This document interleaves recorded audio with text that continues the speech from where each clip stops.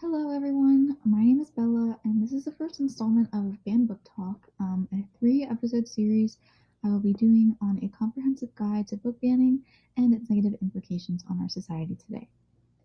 This episode will cover a general overview of how the book banning process works, and I will also be providing some concerning statistics that I believe emphasize how large of an effect book banning is currently having on our society. I would first like to begin this episode with a little self-introduction. This is my first video on my account, and I would love to share the inspiration behind this series before I fully get into the content. My mission with this channel is to further open the conversation surrounding recent strides towards censorship through the use of book bans. Literature is crucial to our development as members of the human race through its ability to handcraft our worldviews, elicit empathy, and above all else, teach us things we never knew before. It is important, therefore, to go many lengths to protect all books that line the shelves of our libraries.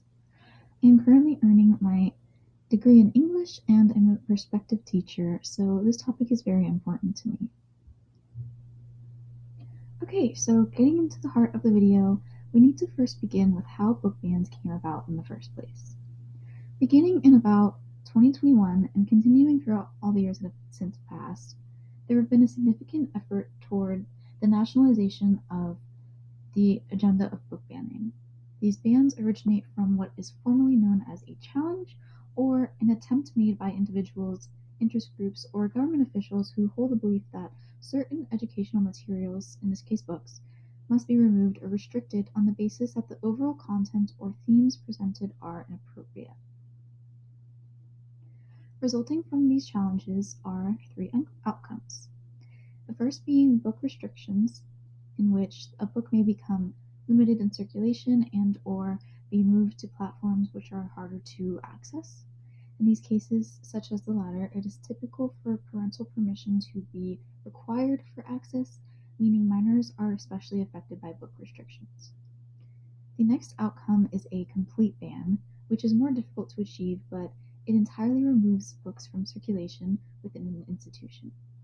Whether it be state level, district level, or school level, it will be removed from circulation.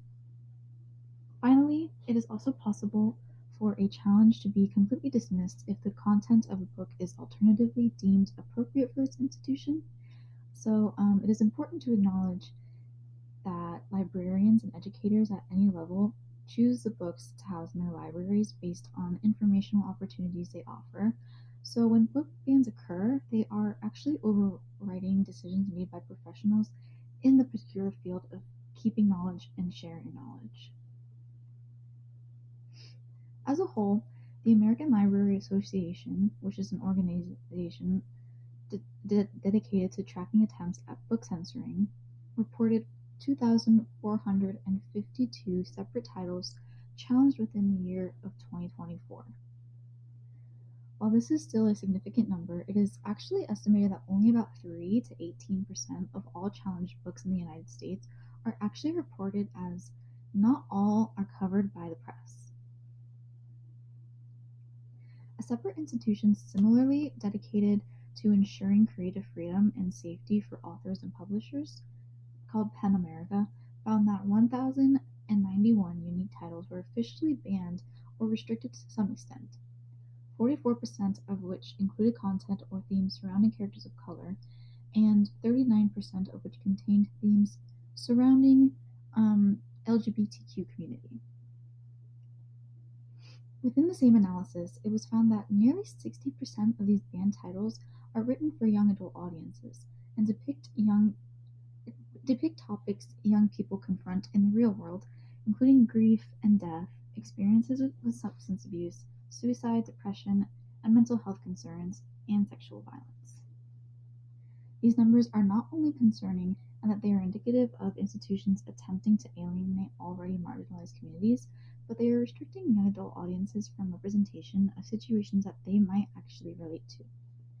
The implications of this will further be discussed within the next installment, along with more in-depth explanations of why book banning is an issue that needs to be dealt with promptly. Before we end today's video, I would like to shed some light onto these sources that I utilize for my research. I found each of these to be extremely helpful in aiding my understanding of the topic, and I would definitely suggest checking them all out. And I will be linking them in the description box down below for your convenience. And that is it for the first installment. Thank you so much for tuning in, and please subscribe and like in order to tune into the next installment. I will see you in the next video.